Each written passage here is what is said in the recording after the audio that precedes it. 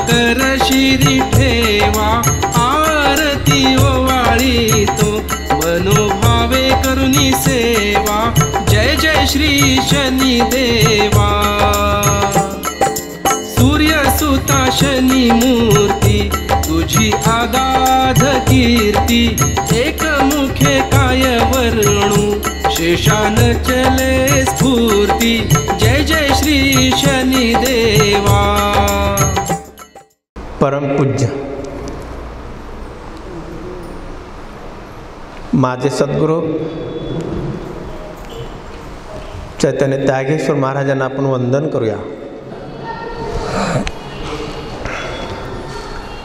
या कलियुगाचा राजा, सत्याचा सागर, सूर्यसूत, मी म्हणणाऱ्यांना पाचावर धारण करणारा, असत्याचा नाश करणारा आणि सत्याचा विजय करणारा, दंडनीयांना दंड देणारा आणि अधर्म्यांचा आदर करणारा, असा धर्मप्रिय, शिवप्रिय आणि तुम्हा आमांचा आराध्य दैवत शनिदेव यांना आपण प्रथम दंडवत नमस्कार करूया। आपण पाहत आहोत प्रपंच करत असताना परमार्थ कसा हवा। या कलियुगामध्ये, या बजबजपुरीमध्ये जिकडे पाहाल तिकडे असत्यच आहे। भक्ती केलं तरी त्या पुण्याचं फळ असत्यानेच प्राप्त व्हावा अशी भावना आहे। म्हणून सांसारिक जीवनामध्ये संसार करत असताना तो सत्संग कसा असावा हे आपण पाहत आहोत। सुंदर अनेक नेटकं असं प्रपंच करणं सगळ्यांना आवडतं, पण प्रपंचामध्ये जेव्हा एखाद्या आनंदाची गोष्ट निर्माण होते, त्या आनंद मात्र खूप वेळ लपवता येत नाही। आपल्याकडे पाहुणे आले आणि 4 मुली जर घरात असतील,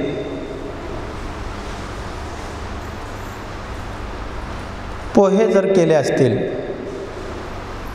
जर पाहुण्यातल्या एकाने काय सुंदर पोहे आहेत बरं का, तेव्हा सगळे गालातल्या गालात असतात आणि जी नाही केली ती म्हणते अहो किती सुंदर मीच केले। म्हणजे केली तिला दंभ निर्माण होतो, मनामध्ये अभिमान निर्माण होतो। ती म्हणते अगं तू कुठं केलीस, पोहे मी केले। तिसरी म्हणते अगं कांदे मी कापले। चौथी म्हणते अगं कोथिंबीर मी निवडले। सुंदरचा आनंदच लुटता येत नाही। दारिद्र्याला खळखळाट खूप, दारिद्र्याला खळखळाट खूप असतो। असं आपण सत्संगामध्ये पुण्य करायला जातो, घरामध्ये पूजा अर्चा करतो, सुंदरसं देऊळ आपण स्वच्छ सुंदर सजवतो आणि अनपेक्षित आपसुक मना कोणीतरी घरामध्ये प्रवेश केला आणि देवाकडे पाहून, देवाराकडे पाहून काय सुंदर आहे बरं का, आपल्याला राहवत नाही। आपण त्यांचं आपला इतिहास सांगत बसतो, त्यांना पूर्ण इतिहास सांगतो। ते इतिहास ऐकण्यासाठी आलेले आहेत का? आपला अहंभाव ऐकण्यासाठी आलेले असतात का? कदापि नाही। मग सत्संग आपण करतो तर नक्की काय केलं पाहिजे? दान धर्म करतो, नक्की काय केलं पाहिजे? हे ज्याला कळलं तोच खरा अध्यात्मातला खरा भक्त। ज्याला ह्याची नाड कळली रेशीम धागा कळला, ईश्वराकडे पोचण्याचा रेशीम धागा दिसत नाही, पण आपण तर धरले. पण ते पचवाची ताकद पाहिजे. खूप जणांकडे हेच तरी नसतं. खूप जणांकडे, मी म्हणतो 100 99 लोकांना हे कळत नाही. आपण कुठे वाहत चाललो, आपण काय करतो नक्की. एक छोटंसं उदाहरण दिलं की तुमच्या लक्षात येईल. ययाती राजा होता, ज्या वंशामध्ये प्रभू रामचंद्रांचा जन्म झाला. देव जन्माला आले. 39वे वंशज, ब्रह्मदेवापासून ते थेट ज्या कुळामध्ये देव साक्षात विष्णू जन्माला आले,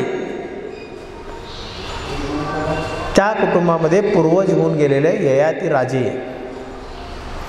खूप मोठं पुण्य केलं त्यांनी, खूप मोठं यज्ञ याग केला, दानधर्म केला. या पृथ्वी तलावरील चक्रवर्ती झाले. चक्रवर्ती याचा अर्थ ह्या सृष्टीवर त्यांना तोड कोणाची नाही, त्यांच्याकडे श्रेष्ठ कोणी नाही. युद्धामध्ये, दानधर्मामध्ये सम्राट ज्याला म्हणतो आपण, सम्राट अशोक चक्र जसं होते तसे ते ययाती राजे होते. मग त्यांना योगायोगाने इंद्रपद मिळालं. आणि इंद्रपद मिळाल्यानंतर ते इंद्राच्या सिंहासनावर बसण्यासाठी गेले. आता मूळ जो इंद्र होता तो थोडा दुराचारी होता, मदिरा ग्रहण करायचा आणि रंभा अप्सरांना नाचवत बसायचा. त्याच्यामुळं त्याच्या एवढं पुण्य ययाती राजाने मिळवल्यामुळं त्याला इंद्रपद मिळाला. आणि इंद्रपद मिळाल्यानंतर ह्या इंद्राला राग आला. ह्या इंद्राने ययाती राजांना बोलतं केला. तो म्हणाला, हां आलात का माझ्या खुर्चीवर बसायला, इंद्रपद प्राप्त केलाय तुम्ही, एवढं मोठं काय लागून गेलाय तुम्ही, पुण्य केलाय. सहन झाला नाही.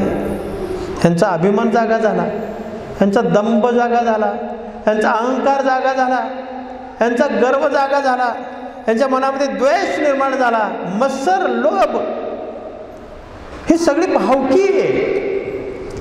हे सगळे भावबंद आहेत. एक निर्माण झाला की दुसरा भावबंद येतोच. तेव्हा ययाती राजा तो इंद्राला सांगायला लागला की मी काय पुण्य केलंय. अशी आख्यायिका आहे. आपण जर दुःखी असेल तर एखाद्या पुढे दुःख सांगितल्यावर दुःख हलकं होतं असं ऐकू नये. हे खरं आहे, दुःख हलकं होतं असं आपण ऐकू नये. पण मला सांगा, मी केलेलं पुण्य जर तुमच्या पुढे सांगायला लागलो तर ते शून्य होतो ना. हेच कळलं नाही समाजाला, हेच कळलं नाही माझ्या सनातनी हिंदू धर्मातल्या लोकांना. ययाती राजा सांगायला लागला, ज्या क्षणी सांगितलं पुण्य संपलं त्या क्षणी परत तो नरकात आला. मग एवढं मोठं राजाला जर सहन होता आलं नाही, एवढ्या मोठ्या राजाला जर पुण्य पचवता आलं नाही, तर तुम्हा आम्हाला काय पुण्य पचवता येणार. तुम्ही आम्ही केलेलं कुठेतरी लाईनमध्ये उभं राहून 11 रुपयाची पावती फाडलं तर महिनाभर वर्षभर घरी ठेवतो आपण. कशासाठी? कोणी आलं तर दाखवण्यासाठी. बघा आम्ही पुण्यवान आहोत, आम्ही पुण्यवान आहोत बरं का. आमचं यानी ना खूप पुण्यवान आहे, तो संध्याकाळी टाकून काही ना, आपण मात्र सांगत फिरतो. हे सुद्धा पचवणं हे जमणार नाही. देवादिकांना पचवलं नाही, साधू संतांना पचलं नाही, पण ज्यांना पचलं तेच महर्षी झाले, तेच योगी झाले. त्या युगीमध्ये प्रभू रामचंद्र असतील, कृष्ण असतील, हरिश्चंद्र राजा असेल. हरिश्चंद्र राजाची तर कहाणी आपल्याला माहीत आहे. हरिश्चंद्र राजा सुद्धा या प्रभू रामचंद्राच्या वंशातलेच. त्याच वंशावळीतले आहेत हे पण. एकदा सर्व साधू नैमिषारण्य अरण्यामध्ये, जे आता अलाहाबाद ज्याला म्हणतो आपण, जिथे कुंभ भरतो, त्रिवेणी संगम जिथे आहे, स्नानाला आपण जातो सगळ्यात पवित्र समजून, त्या परिसरामध्ये एक सभा भरली होती. सर्व महर्षींचं, संतांचं. काही साधू येणार होते, काही महर्षी येणार होते, काही आले होते. जे आले होते ते टोळक्या टोळक्यांनी चर्चा करत बसले होते. कुठंतरी एखादं झाड बघून, एखादं आश्रम बघून, एखादी कुटी पाहून, ज्यांचे ज्यांचे विचार जमतात ते लोक एकत्र बसले होते. बसता बसता एका ठिकाणी वैशिष्ट्य आणि विश्वामित्रसुद्धा बसले होते. दोघंही बसले होते. बसता बसता चर्चा करता करता दोघांचाही अभिमान उफळून आला. उफळून आल्यानंतर तो कसं एखादा माणूस अचानकच झोपल्यानंतर उडतो आणि काहीतरी बडबडतो. मग ते शुभ असेल अशुभ असेल, काहीतरी बडबडतो. तसा नारद मुनी तिथे आला आणि नारद मुनी येऊन बडबडून गेला. दोघा ऋषींच्या समोर तो म्हणाला की तुम्ही काय चर्चा करताय? या मृत्यूलोकामध्ये, भूतलामध्ये हरिश्चंद्र राजासारखा दानशूर कोणी नाही. तेव्हा विश्वामित्र म्हणाले की मी लाखो वर्ष साधना केलेली आहे, माझ्या एवढा पुण्यवान कोणी नाही. वैशिष्ट्य ऋषी म्हणाले मी पण वज्रासन करून पुण्य साधना केलेली आहे, माझ्या एवढा पुण्यवान कोणी नाही. तेव्हा विश्वामित्र म्हणाले हरिश्चंद्र राजा पुण्यवान आहे ना, मग त्याला मी सोडणार नाही. तेव्हा वैशिष्ट्य ऋषी म्हणाले तुझा तो माझा तो शिष्य आहे, त्या कुळाचा मी गुरु आहे, मी त्याला त्रास होऊ देणार नाही. तेव्हा विश्वामित्र म्हणाले मी त्याला सोडणार नाही. दोघांचाही अभिमान उभा राहिला आणि मोठ्या अभिमानाने सांगायला लागले. तेव्हा दोघांची पैज लागली. आपण कसे पैज लावतो ना कुटुंबामध्ये पैज, ते पैज आपण लावली दोघांनी. ते म्हणाले, वैशिष्ट्य ऋषी म्हणाले की जर तुम्ही त्यांचं सत्व हरण केलात, त्यांचं सत्यवादीला असत्य केलात, तर मी 60,000 वर्ष केलेलं साधनेचं पुण्याचं फळ तुम्हाला देईल. विश्वामित्र म्हणाले मी ह्याचं सत्व हरण केल्याशिवाय राहणार नाही, त्याला सत्याला असत्य करणारच. जर मी असत्य नाही केलो तर मी 5 लाख वर्ष साधना केलेलं पुण्य त्याला अर्पण करत. ठीक आहे, दोघांची पैज लागली. दोघांची पैज लागल्यानंतर विश्वामित्र पृथ्वी तलावर गेले आणि पृथ्वी तलावर जाऊन जे काही हरिश्चंद्र राजाला त्यांनी छळलं ह्याचं वर्णन नुसतं ऐकलं तरी डोळ्यातलं पाणी येतो. विश्वामित्राने हरिश्चंद्र राजाला जे छळलं ह्याचं वर्णन मी नको करायला. ही सर्वसामान्य अनफडातला अनफड, नास्तिकातला नास्तिक, जो देवाला न मानतो अशा लोकांपुढे सुद्धा हरिश्चंद्र राजाची कहाणी उभं राहिली की त्याच्या डोळ्यातलं पाणी टिबकतं. एवढा पुण्यवान माणूस, सर्व काही हरवला, सर्व काही संपलं, स्वतःच्या बायकोला त्याने विकलं, स्वतःचा मुलगा देह ठेवल्यानंतर त्याची विधी करायला जागा मिळाली नाही. जेव्हा डोंब्याच्या घरी तो कामाला होता हरिश्चंद्र राजा, पण सत्व कधी सोडला नाही. पण तिथं पैसे घेतल्याशिवाय तिथे विधी करता येत नव्हतं. स्वतःची बायको जेव्हा मुलाला घेऊन आली विधी करण्यासाठी, तेव्हा स्वतःच्या मुलाचं सुद्धा विधी करू दिला नाही. हरिश्चंद्र राजा सत्यवादी होता. तो म्हणाला इथं कर भरल्याशिवाय विधी करता येत नाही. तेव्हा स्वतःची पत्नी म्हणाली, अहो तुमचं स्वतःचं पोटचा गोळा आहे, स्वतःचं पोर आहे, तुमच्या पैशातनं वाटल्यास कमी करू शकताय. तेव्हा हरिश्चंद्र राजा म्हणाला, शक्य नाही, हे कर भरल्याशिवाय होणार नाही. तेव्हा त्यांच्या पत्नीची साडीचं काठ जे होतं सोन्याचं होतं, ते साडी फाडली, सोन्याचं काठ असलेलं, आणि ते कर म्हणून दिली. तेव्हा ते रोहितचं विधी झाली. एवढा हा सत्यवादी होता. तेव्हा विश्वामित्र हारला. हे मला सांगण्याचा हेतू एवढा आहे की हजारो लाखो वर्षांनी साधना केलेले सत्य साधू सुद्धा ह्यांचा अभिमान उभा राहिला, ह्यांचा दंभ उभा राहिला. कशासाठी उभं राहिला?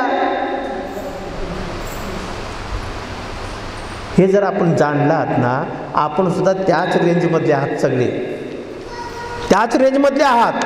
आपण थोडंसं पुण्य कुठे केलं, थोडंसं दान धर्म कुठे केलं, थोडंसं कुणाला मदत केली, थोडंसं 2-4 ग्रंथ वाचले, 4-5 श्लोक पाठ झाले, आपल्याला वाटतं की या पृथ्वी तलावर माझ्यापेक्षा श्रेष्ठ कोणीच नाही. हे साधना काही कामाची नाही. म्हणून आपण पुनरपी जन्म पुनरपी मरण या चक्रामध्ये अडकतो, आणि या चक्रामध्ये अडकून परत जन्माला येतो.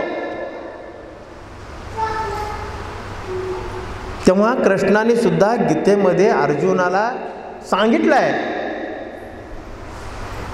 तुला मला समर्पित व्हायचं असेल तर दंभ सोड, अभिमान सोड, तुला लागलेला अभिमान आहे ना हे सोड. अभिमान सोडलात की तुम्हाला दुःख होणार नाही, लोभ निर्माण होणार नाही, अभिमान निर्माण होणार नाही, गर्व निर्माण होणार नाही, काही होणार नाही. निरापेक्ष. जेव्हा निरापेक्ष होऊन तुम्ही साधना कराल तेव्हाच ईश्वर तुमच्या पाठीशी उभं राहणार आहे, तोपर्यंत उभं राहणार नाही, लक्षात ठेवा. म्हणून साधना छोटीशी करा, थोडीशी करा, पण ते वाणीवर आणू नका, हा नजरेमध्ये आणू नका, या कानामध्ये आणू नका, या रक्तामध्ये आणू नका, या अभिमानामध्ये आणू नका, या मनामध्ये सुद्धा त्याला आणू नका. तर ही साधना परिपक्वता होऊ शकते. एकदा श्रीकृष्ण असंच कलियुगाला सुरुवात झाली, सत्ययुग संपला, द्वापार युग संपला, कलियुगाला सुरुवात झाली. झाल्यानंतर अर्जुनाने विचारला की कली म्हणजे काय असतो, कलीमध्ये काय असतो, तुला पाहायचंच असेल तर मी सांगतो. तेव्हा कृष्णाने अर्जुनाला सांगितला, अमुक ठिकाणी जा, तिथं सोन्याचं डोंगर आहे. हे तुम्हाला सगळ्यांना माहिती आहे, पण त्यातला सार आपल्याला काय घ्यायचं एवढं लक्षात येत नाही. सोन्याचं डोंगर आहे, ते डोंगर सोन्याचं त्या गाववाल्यांना दाखव आणि सगळ्यांना सोनं वाटून टाक. तेव्हा अर्जुन गेला. अर्जुन गेल्यानंतर डोळ्यांनी पहिलं आपलं प्रत्यक्ष पाहिला, सगळं चमका लागलं, सोनच सोनच सगळीकडं. जरा मातीवरची काढली की सोनच. तेव्हा तो थोडासा फुगला, अभिमान झाला त्याला, आणि तो गाववाल्यांना बोलवला, सगळ्यांना म्हणला, लाईनीत या, मी तुम्हाला सोनं देणार आहे, मी तुमचा उद्धार करता आहे. गाववाले सगळे शांत झाले. सगळे म्हणायला लागले, आमचं भाग्योदय होणार, उजळलं आता. मग त्या अर्जुनाने सगळ्यांना लाईनीत सोडलं. सगळ्यांना सोनं जेवढं उचललं तेवढं सोनं घेऊन जा म्हणून सांगितलं. पण काय सांगितलं? सोनं मी देणार आहे. काय होता शब्द? सोनं मी देणार आहे. 1-2 दिवस सोन्याची वाटप झाली. अर्जुन कृष्णाकडे गेला आणि गेल्यानंतर त्याची टोनिंग बदलली, त्याची नजर बदलली, मनातला भाव बदलला. तेव्हा कृष्णाने अर्जुनाला शांत केलं, बसवलं आणि कर्णाला सांगितलं, कर्णा म्हणलं, अमुक ठिकाणी डोंगर आहे, त्या डोंगराच्या आत सोनं आहे, ते सोनं सगळं गाववाल्यांना वाटून टाका. कर्ण गेला. पाहिला आणि गावाल्यानं सांगितलं, हे तुमचं सोनं तुम्ही घेऊन जा. कर्ण काय म्हणाला, हे तुमचं सोनं तुम्ही घेऊन जा. लोक आले, सोनं घेतले, त्याचा आभार मानायला लागले.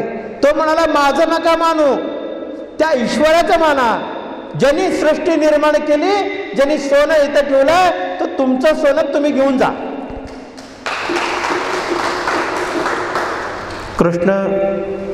कृष्णाकडे कर्ण पण गेला आणि सांगितलं, त्यांचं सोनं त्यांना दिलं. अर्जुन काय म्हणाला, मी सोनं दिलं. मी सोनं देणं ह्याला कलियुग म्हणतात आणि त्यांचं त्यांनी घेऊन गेलं याला द्वापारयुग म्हणतात. घरामध्ये दोन्ही आहे. हे प्रपंच माझा नाहीये, हे ईश्वराचं आहे. हे प्रपंच ईश्वराचं आहे. सासू सासरे हे माझे दैवत आहेत, पती माझा ईश्वर आहे, मुलं माझी सृष्टी आहे. हे माझं काही नाही आहे. एखादी माऊली जर स्वयंपाक करत असेल, स्वयंपाक करता करता मुलांना अभ्यासाला बसवते, त्यांना ज्ञान देते. आणि त्यात सासू सासरे म्हणाले, अगं आमची गोळ्याची वेळ झालेली, आम्हाला गोळ्या दे ना, तांब्यावर पाणी दे ना, आम्हाला ताट लावून दे ना. ही सेवा आहे. पती म्हणतो, माझी सेवा कर.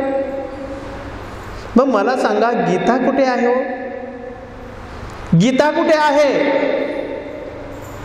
जेव्हा हे स्वयंपाक करत असते, ते कर्म करत असते, कर्मयोग आहे तो. मुलांना शिकवत असते, ते ज्ञानयोग आहे. आई वडिलांची पतीची सेवा करते, सासू सासऱ्यांची सेवा शकते, ही भक्ती योग आहे. हे तुमच्या घरातच गीता आहे. दुसरीकडे कुठे गीता आहे? कुठे गीता आहे मला सांगा. फक्त हे समजून घेण्याची मानसिकता पाहिजे. आणि समजून घेण्याची ज्याच्याकडे मानसिकता आहे तोच ह्या कलियुगामध्ये तारला जातो, दुसरा तारला जात नाही. तो सतत सतत नाराज, चंचल, हावरा, जेवढे उपाधी दे तेवढं कमीच आहे. ही पृथ्वी जरी त्याला अंधन दिलं, त्याच्या नावावर अग्रीमेंट करून दिलं, तरी तो दुःखीच असतो. असतो का नाही दुःखी? मग साधना कशी करावी? प्रपंच करून परमार्थ जर करायचा असेल, हाय त्यात जर तुम्ही आनंद लुटला, तर तुमच्यासारखा सुखी प्राणी जगामध्ये कोणी नाही. तुमच्यासारखा जगामध्ये कोणीही सुखी नाही. सगळ्यात सुखी प्राणी. जर साधना करत असताना जर दंभ मनामध्ये निर्माण झाला, तर तो पुण्य संपला. जर साधना करत असताना दंभाला तुम्ही पायदळी तुडवलात, तर तो पुण्य तुमच्या पाठीशी उभं राहणार. ह्या दोनच गोष्टी छोट्याशा आहेत, खूप छोट्याशा गोष्टी आहेत ह्या. जर समजून घेतलात तर साक्षात ईश्वर सुद्धा तुम्हीच आहात. ईश्वर पाहायला गेलो आणि ईश्वरच होऊन आलो. हे म्हण नुसतीच नाहीये, पूर्वजांनी सांगून ठेवलेलं आहे. जो ईश्वर पाहायला गेला तोच ईश्वर होऊन आला. का आला? अरे तोच ईश्वर आहे. अरे तुम्हीच ईश्वर आहात. फक्त स्वतःला ओळखण्याची मानसिकता ठेवा.